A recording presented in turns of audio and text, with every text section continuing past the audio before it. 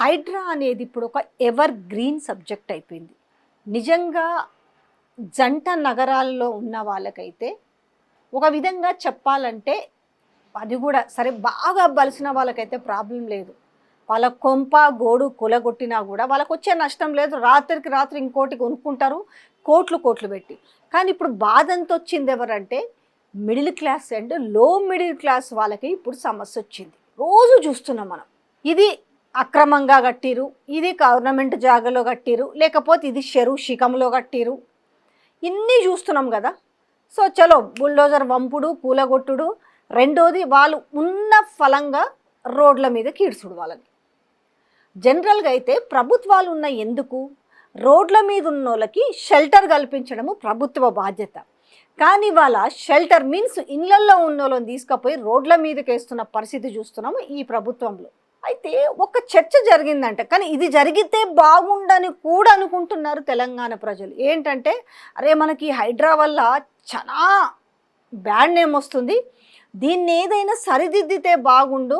నేను చెప్పింది పావలా అయితే హైడ్రా రంగనాథ్ 100 రూపాయల నాటకం ఆడుతున్నాడు, ఆయన ఏమంటారు ప్రదర్శన చేస్తున్నాడు అనేసి రేవంత్ రెడ్డి అన్నాడట. నిజంగా అలా అనుకుంటే ఆయన కంట్రోల్లో పెట్టుకోవడం మీ బాధ్యతే. ఆయన కంట్రోల్లో పెట్టాల్సిన బాధ్యత ఉంది. అవసరమైతే రంగనాథ్ను తప్పిద్దాము అనే చర్చ జరిగిందట. అమ్మో మేమైతే అస్సలు బిలీవ్ చేయము ఆ చర్చ జరిగిందంటే. ఎందుకంటే ఇది రేవంత్ రెడ్డి బ్రెయిన్ చైల్డ్లో నుంచి వచ్చిన ప్రాజెక్ట్ కదా. అలాంటిది ఆయన రంగనాథ్ని వారించిండంటే మేము అస్సలు ఒప్పుకోమని మీరు కూడా అంటుండొచ్చు.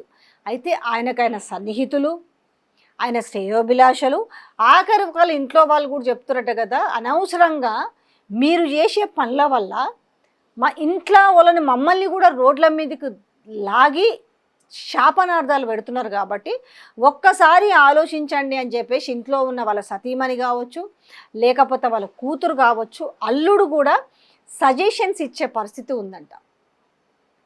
ఎందుకు ఇస్తున్నారు, రీజన్ ఏంది అని అంటే ఉన్నోళ్ళ ఇళ్ళనేమో ఊలగొట్టకుండా లేనోళ్ళ వాళ్ళ మీద పడడం ఎంతవరకు సమంజసం. సరే ఒకవేళ ఆ బిల్డింగ్ అనేది అనధికారికంగా కట్టిరు, చలో నోటీసులు ఇచ్చేసి వాళ్ళందరినీ కూడా వేకేట్ చేసి వాళ్ళు వేరే ప్లేస్లకు అయితే వెళ్ళాలి కదా. వాళ్ళని ఏదో ఒక చోట్ల అకామిడేట్ అయితే చేయాలి కదా. అది చేసిన తర్వాత కూలగొడితే ఆ ఉసురు అనేది తాకకుండా ఉంటుంది, ఆ శాపనార్థాలు తాకకుండా ఉంటాయి. కానీ ఈ రకంగా ఉన్న ఫలంగా మొన్న చూసినాం కదా మనం అమీన్పూర్లో మొత్తం చెట్ల కింద పెట్టుకొని కూర్చున్నారు ఇప్పుకొని. రెంట్లకు ఉండే వాళ్ళకి మాత్రము ఇప్పుడు మీరు కౌలు రైతులకే, మీరు భూమి లేని వాళ్ళకే వేరే వాళ్ళ దగ్గర భూమి కౌలుకు చేసుకొని బ్రతుకుతున్న వాళ్ళకు మీరు కౌలు రైతులను గుర్తించి మేము వాళ్ళకి పైసలు ఇస్తామని చెప్పారు. సరే మీరు ఇచ్చింది లేదు సచ్చింది లేదు అది వేరే విషయం. కానీ మరి ఒకవేళ వాళ్ళని కన్సిడర్ చేసినప్పుడు వాళ్ళకు న్యాయం ఏంది, వీళ్ళకు న్యాయం ఏంది? సరే ఆ బంగ్లాల మీద కూలగొట్టకుండా లేకపోతే మీ గవర్నమెంట్ ఆఫీసులు పెట్టుకుంటారా, కూలగొట్టుకుంటారా, మన్ను నెత్తిన పోసుకుంటారా పక్కన పెడితే ఇవాళ ప్రజలకు చేస్తున్న ఇంత అన్యాయం ఏంది అని చెప్పేసి ఇలా సొంత ఇంట్లో వాళ్ళే నిలదీస్తున్నారట.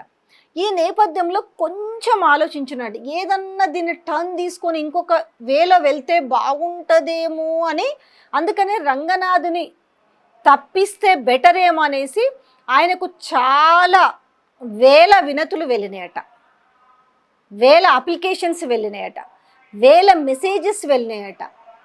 మరి చూడాలి మరి మారుతుందా. ఎందుకంటే ఈరోజు ఉన్న ఫలంగా పోయి మొన్న ఇది అక్రమంగా కట్టిరని చెప్పి కూలగొట్టిరు కదా. మరి మూసీలో కట్టిన ఆ ఆదిత్య వాంటేజ్ బిల్డింగ్ ఎందుకు కూలగొట్టారు? అది నిలువున మూసీలోనే కట్టిరు కదా. దాని తెరువు ఎందుకు పోవటం లేదు? ఇంతమంది మీడియా వాళ్ళు పోయిండ్రు, ప్రతిపక్ష పోలు గుర్తు చేసి, ఇంతమంది గుర్తు చేసినా మరి ఆదిత్య వాంటేజ్ వైపు ఎందుకు అడుగులు పడతలేవు? మరి సకలం చెరువులో ఉన్న ఆ కాలేజ్ ఎందుకు, ఓవైసీ వాళ్ళ కాలేజ్ ఎందుకు కూలగొడతలేరు? ఇట్లా చాలా ఉన్నాయి కదా. ఈ నేపథ్యంలో మరి ఇవన్నీ కన్సిడర్ చేస్తే ఒకవేళ, ఎందుకంటే రంగనాథ్ హైడ్రా అంటే ఈరోజు రంగనాథ్ అంటే హైడ్రా అని వచ్చింది కాబట్టి రంగనాథ్ను మార్చి ఇంకెవరినైనా పెట్టి దీన్ని డైరెక్షన్స్, రూల్స్ అండ్ రెగ్యులేషన్స్ మారిస్తే బాగుండనే ఆలోచన చేస్తున్నట.